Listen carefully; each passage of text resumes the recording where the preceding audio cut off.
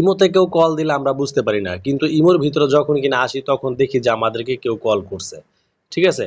দেখেন, আমরা হচ্ছে কি এরকম ভাবে থাকি, হঠাৎ করে আমরা ফোন চালাইতেছি বাট আমাদের হচ্ছে কি ইমোতে কল দিতেছে, বাট আমরা সেটা হচ্ছে গিয়ে দেখতে পারতেছি না, আমাদের এখানে কল আসে না। ঠিক আছে? তো আমরা যখন কিনা ইমোর ভিতরে প্রবেশ করি, আমরা হচ্ছে গিয়া ইমোর ভিতরে গেলাম, যাওয়ার পর দেখতে পাই যে আমাদের হচ্ছে গিয়া আমাদের বন্ধু বান্ধব আত্মীয় স্বজন হচ্ছে গিয়ে আমাদেরকে কল করছে। ঠিক আছে, বাট তখন হচ্ছে গিয়ে অনেক লেট হয়ে যায় তাদেরকে কল দেওয়ার জন্য। দেখেন ভাই, এটার একটা সমাধান আছে। সমাধানটা কি?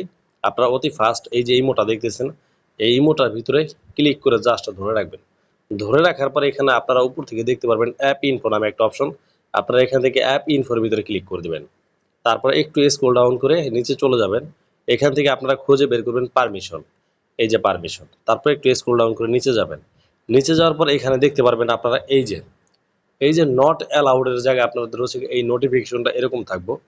আমি আপনাদেরকে একটু দেখাই। এই যে এই যে নোটিফিকেশনটা এই যে নিচে দেখতেছেন এরকম থাকবে। জাস্ট আপনাদেরকে এখানে অ্যালাউ করে দিতে হবে। যদি এরকম অ্যালাউ থাকে তাহলে কিন্তু আপনাদের সব সময় কলটা চলে আসবে আপনাদের হাতে। ঠিক আছে?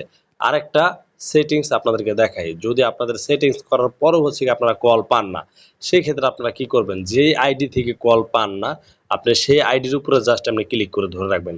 ধরে রাখার পরে এখানে এই যে ২ নম্বর অপশনটা দেখতে পারবেন যে আনমিউট। আপনারা এখানে আনমিউটের উপরে ক্লিক করে দিবেন। আবার একটু দেখাই।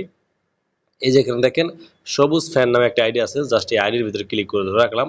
এখানে ২ নম্বর যে অপশনটা আছে আনমিউট, আপনারা হচ্ছে জাস্ট আনমিউটের উপর ক্লিক করে দিবেন। তাহলে কিন্তু আপনাদের কলগুলি আবারও ইমোর ভিতর থেকে আপনাদের উপরে চলে আসবে ফোনের। সো গাইস, ভিডিওটা কেমন লাগছে অবশ্যই জানাবেন এই ভিডিওর কমেন্ট বক্সে। ভিডিও ভালো লাগলে অবশ্যই চ্যানেলটি সাবস্ক্রাইব করে পাশে থাকবেন। ধন্যবাদ সবাইকে।